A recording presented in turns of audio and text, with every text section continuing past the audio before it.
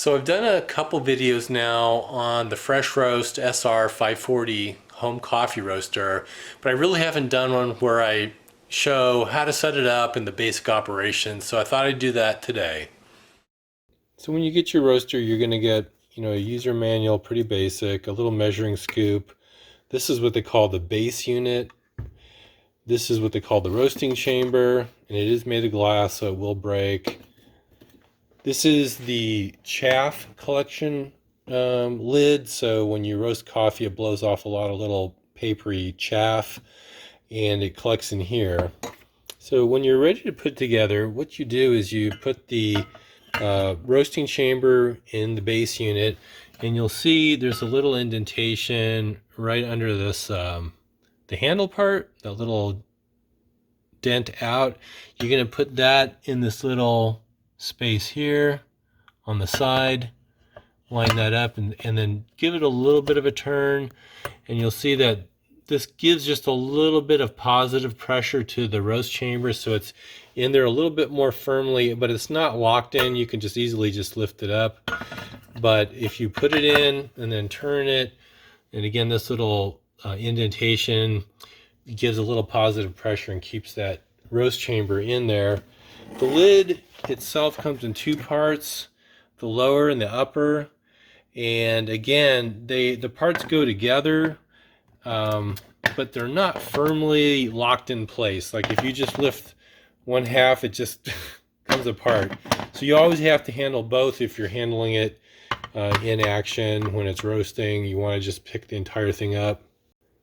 Now, one thing I do recommend you get is the pair of gloves. It can be like barbecue gloves or something that's just kind of easy to get a grip on things, because this chaff unit does get very hot. And when you first plug it in, you're going to get just these little lines showing that you got power to the unit. And then you have to hit this on-off button. So you'll hit that on. And default from the factory, it says fan level 5, power level 9, and timer is set at 6 minutes. Now, and then you could potentially hit run. At this point, I did my first video, I actually did this, and it's not a very good roast. So instead, what you can do is come over here to the dial. You're going to push it down, and it activates the fan setting. You just turn that up to 9 is a good starting point. For the power, I would just leave that at 9. And then for the timer, it'll go up to 20 minutes. And since it's kind of just like an egg timer, meaning, or dead man switch, meaning that if you were to happen to walk away from the roaster, it would eventually run down a time and just hit cool when it went to 0. So just to make sure you don't run out of time during your roast, most people just put it to the maximum amount, 20 minutes, and just leave it there. So another kind of hidden feature is that you can actually get the temperature of the roasting chamber to display on this readout. And basically what it's reading is just below this screen in the base unit, there's a little sensor right there in the middle underneath that screen that measures the inlet temperature, or the temperature coming up from the bottom into your roasting chamber. And it makes noise when I'm going to demonstrate this, so I'll just kind of explain it and then I'll show you. So what I'm going to do is I'm going to go ahead and hit the run button, which will start the roast. And then I'm going to do a quick spin to the right of this dial, and it will then display the temperature here in Fahrenheit. So I'm going to do that now. Run cool is here.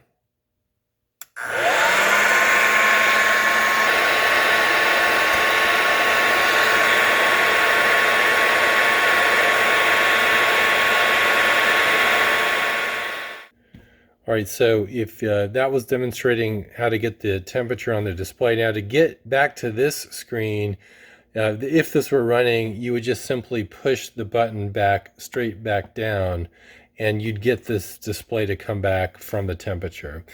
Now, I'm going to go over all these settings a little more in detail. Basically, what the timer, as I said, is just max it out. That's how most people start it. And then so going right to left, the power setting is pretty straightforward. I'm going to just get the toggle on that. The power setting is pretty straightforward, meaning that if you turn it up or down a notch, it will either increase the heat in the roasting chamber or decrease it. So here I'm going up and down. And in general, in my testing with an independent temperature probe, each setting changes the temperature coming up into the roast chamber by about 7 to 9 degrees Fahrenheit. So not a big difference. So it's kind of, I use this power setting button more for fine-tuning temperature changes. So going to the fan is actually probably the most complicated in a way setting, or it's the one that you may not realize what it does. So certainly if you were to change it, I'm just toggling between by hitting this button straight down.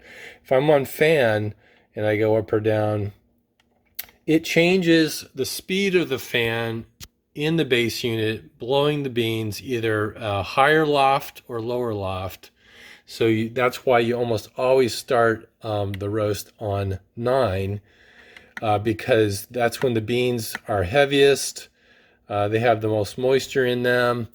And so nearly everybody starts their roasts on fan level 9, you need to get those beans moving in the roast chamber above. But what you may not realize, what the fan also does, is that it has a significant effect on the heat in the roast chamber.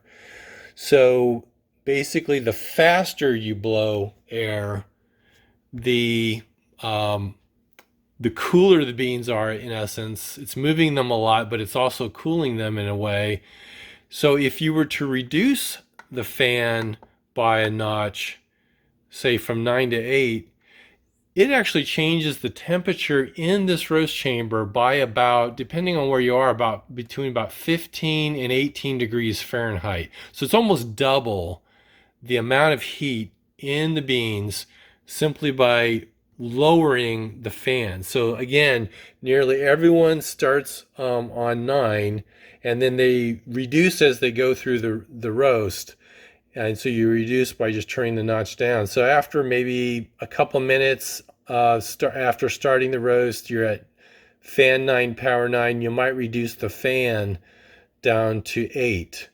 And what will happen is the beans don't move as much. And then you'll notice the temperature, if you're on the temperature display down here, you'll notice that the temperature actually increases as you reduce fan.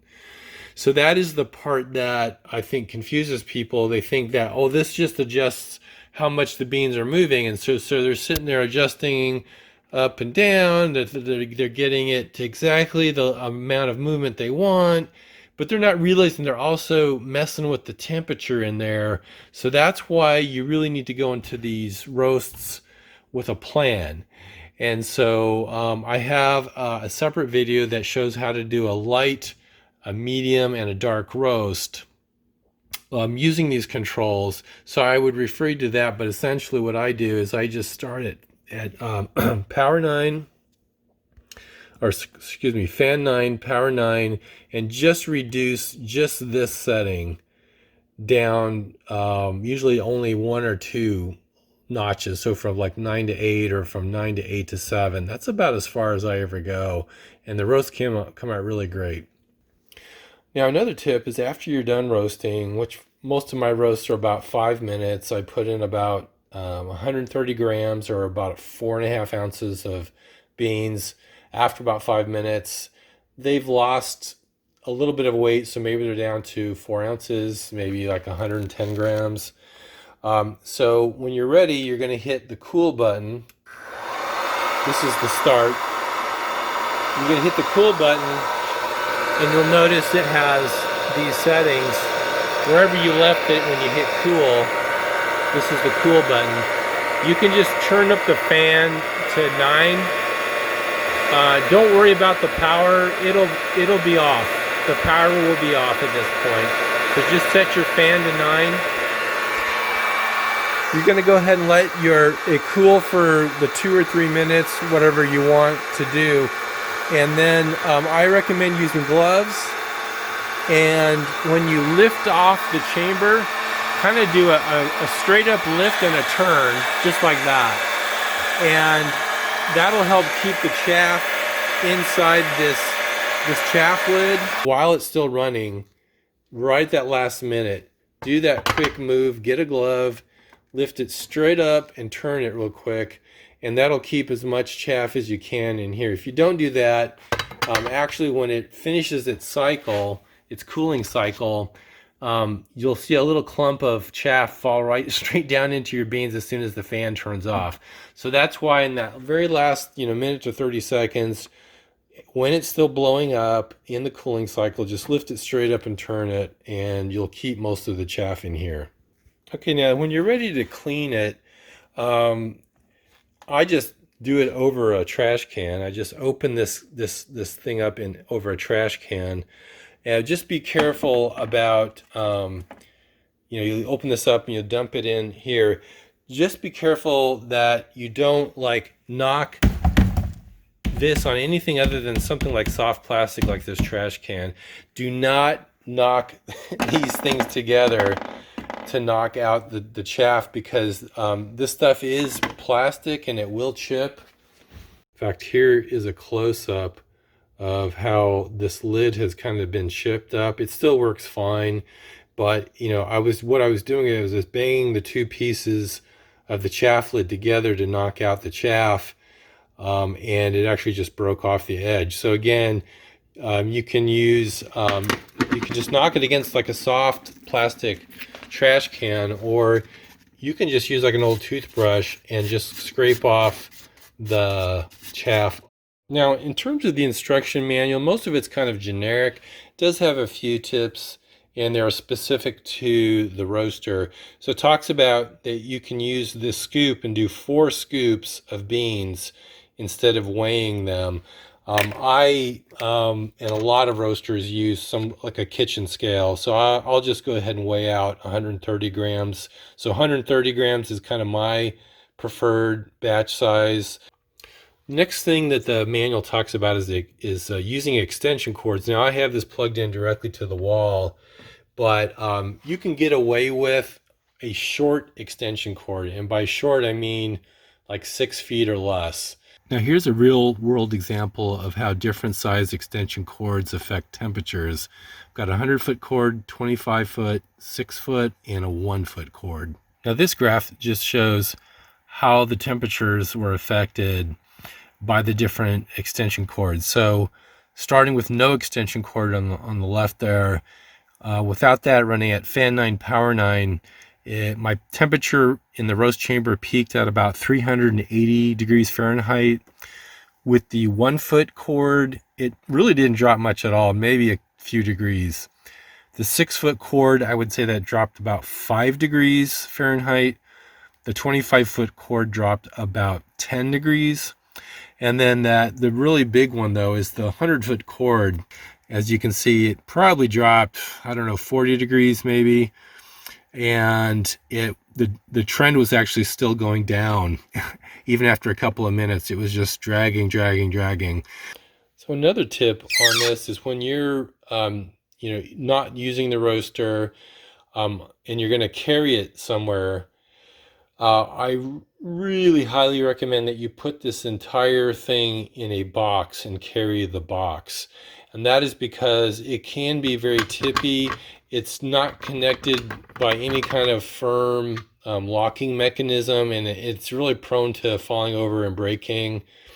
There's people that like the first day that they got the roaster, they weren't really super careful and they tipped everything over, and they either broke the chaff lid or the roasting chamber, the glass part. Handles break off. So I am going to demonstrate quickly how to do a really basic roast in a minute here. And I have a couple other videos that show how to do it as well. But I did want to also mention, it does produce, if there's some downsides of this kind of roaster, is that it does produce quite a bit of both noise and fumes. And noise-wise, we're talking like a hair dryer type level of noise. So if other people are in the room, they're not going to really appreciate it probably. And then fumes. So I don't generate dark roasts normally, and I don't generate a lot of smoke, but this coffee roasting, if you've never done it, actually creates a lot of fumes. And by fumes, I'm talking about just odors. It doesn't smell like freshly roasted coffee. It does not smell like a coffee shop. It's just more like maybe like baking, something maybe burning, popcorn burning. I've heard people say it smells like brownies baking. It smells like hay drying. It's kind of a unique smell, and it can last for days. So I've actually roasted without very good ventilation, and like the next day or two, I still smell it. So I actually have a really nice hood vent, and it takes the air out of the house. So it's a 6-inch duct. It's a really high speed fan, centrifugal fan is what they call it. And so it moves a lot of air, and it's really highly recommended. Highly recommended that you either roast with a really good ventilation to the outside of your house, or you roast outside, and you're or in a garage or something. Now, for your first roast, yeah, go ahead and roast it in your house. People talk about their alarms going off, so just be a little bit careful about what roast level you take it to. So now I'm going to actually demonstrate a roast. I've got 130 grams of coffee. You're just going to simply put that in.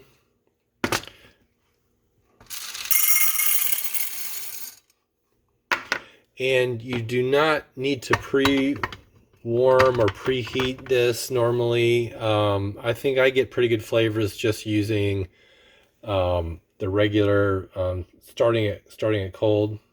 So I've got a timer here that counts up, because if you remember, the timer here counts down. It's a little confusing. So I just like a timer that starts up. I got the power on. You got the 4 dots. You're going to hit the on-off button here. I'm going to go ahead and change my settings to maximum fan. Maximum power is 9. Maximum time is 20. And I'm going to hit the run cool button. And I'm not going to record all of this. I'm just going to show kind of the start of the roast. Maybe when I get the first crack, I'll turn this back on, and then how we end the roast. So I'm going to go ahead and hit on, and then I'm going to hit the start button on my timer. So here we go.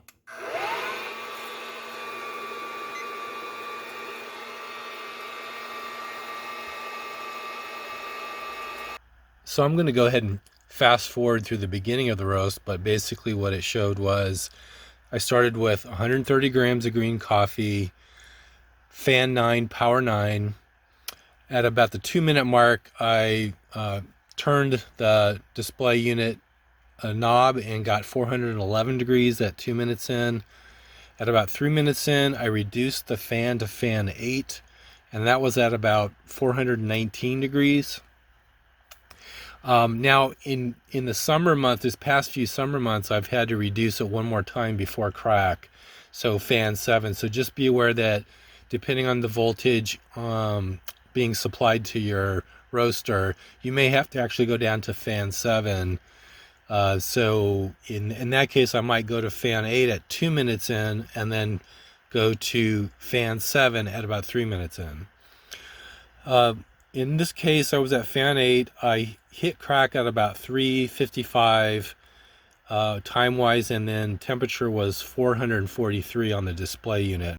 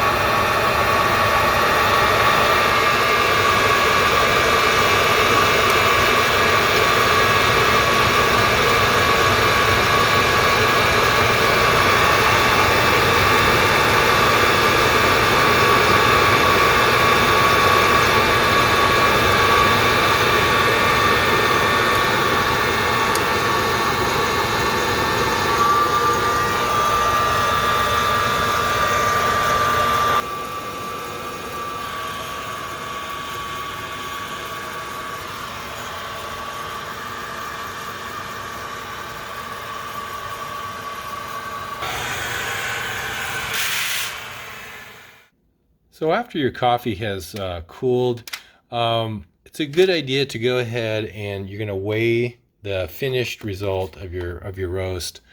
And you do that for a couple of reasons. Number one, if you're going to be talking with other coffee roasters and you say, hey, I had a great roast, one of the things that they might want to know is, well, what was the percent weight loss?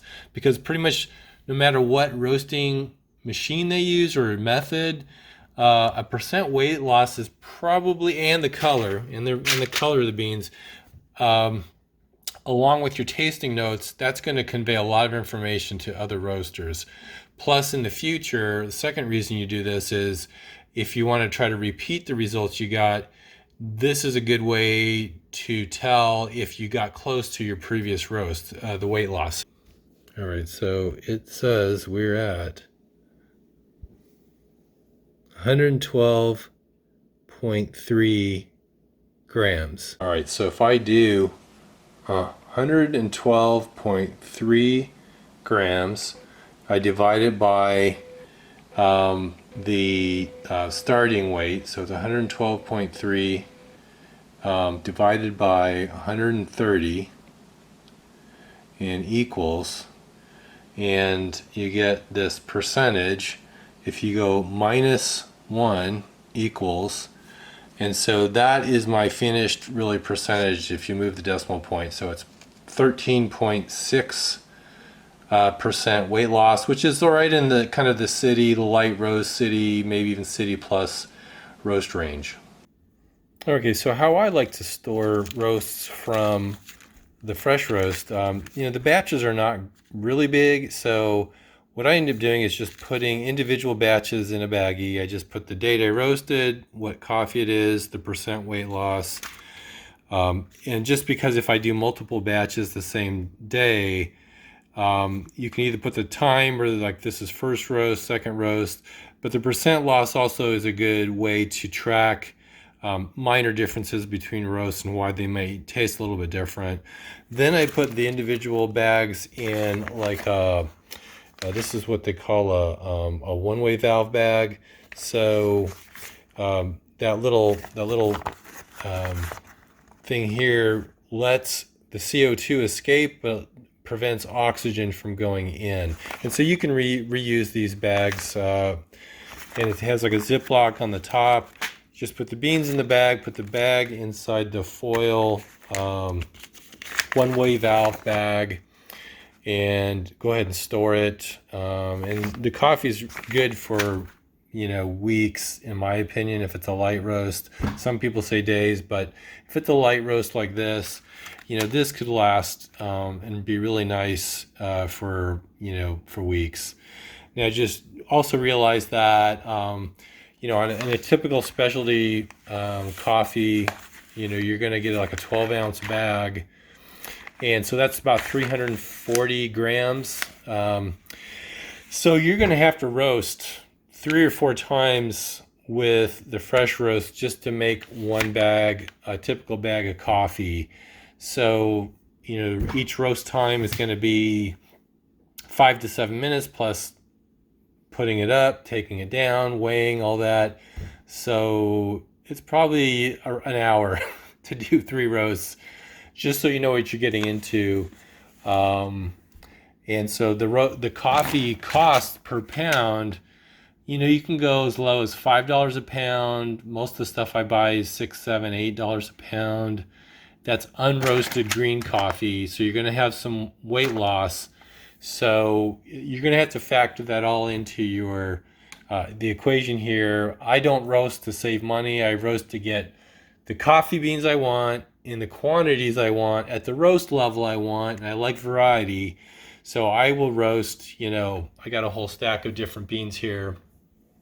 I'll roast a different roast, have 5 or 6 on hand that I can drink over the week.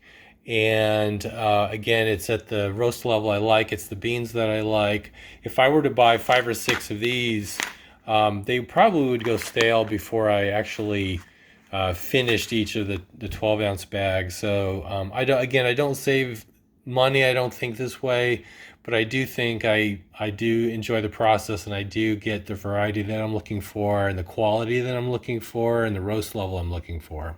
So this video has gone on pretty long, but I thought I'd at least mention some popular upgrades with this roaster. Hopefully at some point I will do a separate video where I explain these more in depth, but there's really only one upgrade or mod that I think is essential with this roaster. So the number one most important upgrade or mod, in my opinion, relates to the chaff lid. Now overall the chaff lid works pretty great, but it's got a fatal flaw, and that's the chimney design. You may have noticed earlier in this video this big plug of chaff that collected in the chimney. And so this is a roast that I did without any kind of modification to the lid.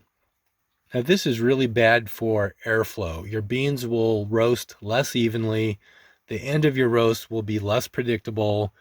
You might get a big temperature spike right at the end of the roast, for example, especially for beans with a lot of chaff, like a natural process or a honey process. Now here is an example of how the chaff is supposed to collect in the chaff lid. Notice that the chimney and the air vents are clear, and then the chaff has collected in the big donut-shaped reservoir on the outside. Now I'm going to mention 3 solutions to this problem. One of them has a cost. It's only about $25, I think. The other 2 are mods that you can do yourself if you're handy. Now, solution number 1 is to buy a chaff lid expander from Etsy, and the site is called Razzo Roasting. Now, I do pay for all my own equipment and all my beans. I don't do any kind of sponsorships or promotions. So I don't actually have any affiliation with this site, but I do like to mention items that seem like a good solution. So you might want to check them out. Now, solution number 2 is to get a pair of pliers and just go through the chimney and break off every other vein or every third vein in the chimney. So you basically improve the airflow by kind of breaking down some of the barriers. It works well, but you might end up with some beans that get blown up into the lid by mistake. And so it's something that you might want to consider if that's your only option. And by the way, the last I checked, this chaff lid that you might be breaking or modifying, it only costs about $14 to replace. So it's not a big deal if you screw it up. Now, solution number 3 is to address this little lip that's around the base of the chimney. So someone has figured out, and apparently other people have replicated this, you can cut this off or sand it down or use a Dremel tool to sand down this little lip, and it solves the chaff chimney issue. So definitely check that out. The only other upgrade you might want to consider as somewhat essential is what is known as a kilowatt. It is a voltage kind of monitor. You plug this into your outlet, and then you plug the roaster into the kilowatt, and you can tell what the voltage is before you turn it on, and then more important is what the voltage is when it's running fully loaded, so full fan, full power. And this will help you isolate if you've got a bad outlet, or if during the summer that your voltage is dropping. This just helps you kind of stay on top of what you might expect during the roast. Is it going to roast a little cooler this time? Is it going to be a little hotter this time? I do find this helpful. It's something to consider. I got it from Harbor Freight for, I think, $25. And then quickly, some other popular upgrades are extension tubes. Here's an example of me roasting 8 ounces of coffee. It just allows you to get better circulation on larger batch sizes. Then I have temperature probes.